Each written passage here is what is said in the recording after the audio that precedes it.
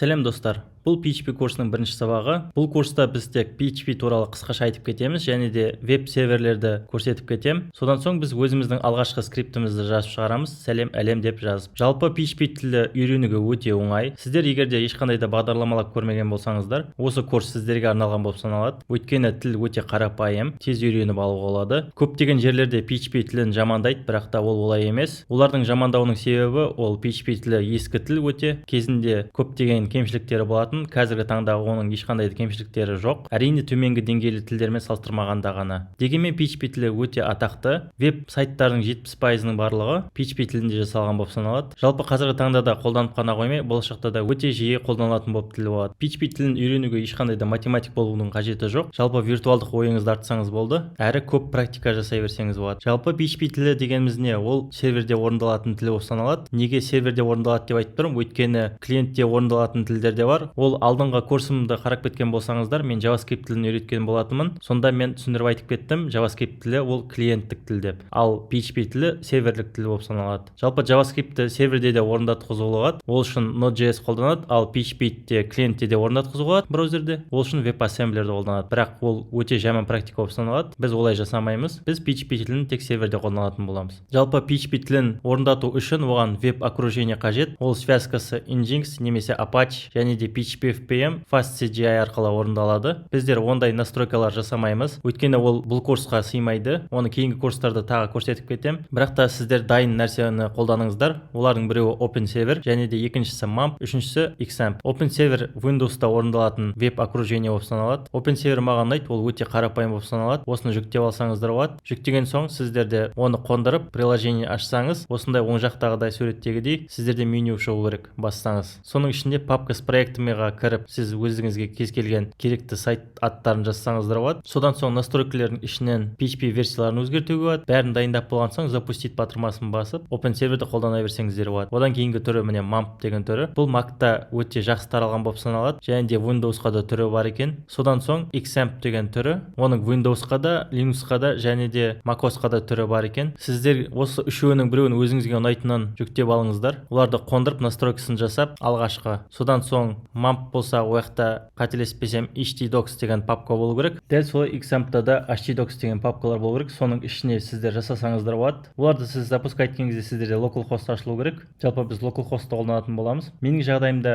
мен өзімдік настройкамды жасадым, жеке-жеке қондырып, бірақ сіздер дайын үшеуінің біреуін қолданыңыздар. Ал енді алғашқы скриптімізді бастап жазайық. Ол үшін біз index.php файлын жасаймыз. Содан соң оның ішіне кіші таңбасын жазамыз. Содан соң сұрақ белгісін саламыз. PHP астына echo дейміз. Тырнақша саламыз. Сәлем әлем дейміз. Сәлем әлем. Содан соң нүкте өтір саламыз міндетті түрде. Сақтаймыз. Парақшаны жаңартам. Менде міне сәлем әлем деген жазу шықты. Өте мұқият болыңыздар. Бұл сәлем әлем деген жазу менде браузерде көрсетіп тұрғанмен, ол браузерде орындалып тұрған жоқ. Ол веб-серверде орындалып тұр. Мына синтаксистің барлығы.